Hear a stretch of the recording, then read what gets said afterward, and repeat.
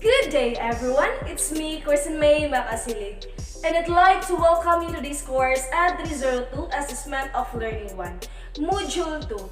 You're going to learn a lot. So now, fasten your seatbelt and grab your pen and notebook for today's talk with my groupmates. As we progress through this module, let me read the precise learning outcomes before we begin our discussion. At the end of the topic, the students are expected to describe program outcomes for teachers' education, discuss the different levels of learning in cognitive, psychomotor, and affective domain, apply the different levels of learning domains to formulate learning outcomes for a given topic. So, what are student learning outcomes? For the teachers, student program, these are the skills, the competencies and values the students are expected to demonstrate at the end of every course or subject. And when we talk about competencies, it covers the case A or ASK. A stands for attitude or values, S stands for skills, and K stands for knowledge.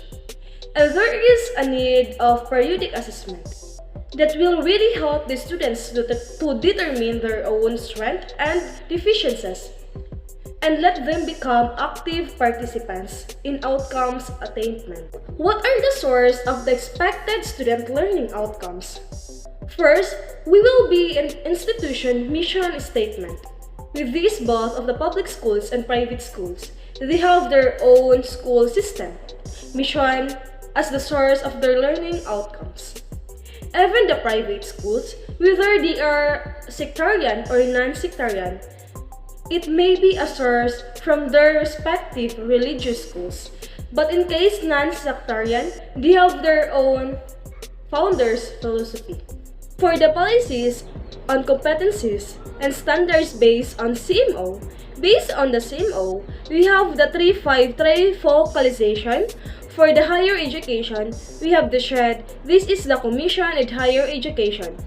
And even for the DepEd, we have the Department of Education, which covers the basic, the high school, and elementary.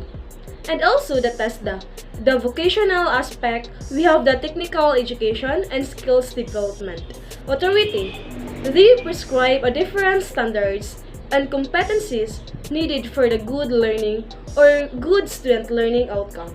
For the trust development of goal of the Philippines. With this, we all know that our national government, there should be a useful integration. We can define the identified competencies and expectations from all sectors of education. So, that is the trust and development goals of the Philippines. They should be vertically aligned. For the international trends and developments are necessary, we have to consider that in order for us to determine and ensure our graduates that they are globally competitive and internationally recognized with their chosen employment or professional practice abroad. For the last, and which is the basic general education competencies, is very necessary, such as the oral or written communication, the scientific and quantitative reasoning ability, the ability to analyze, to synthesize, and even develop creative solutions, which is necessary for the higher and order thinking skills, and also the technological competency, which involves the ability to use computer technology in documentation and even presentations. And again, these are the sources of the students' learning outcomes.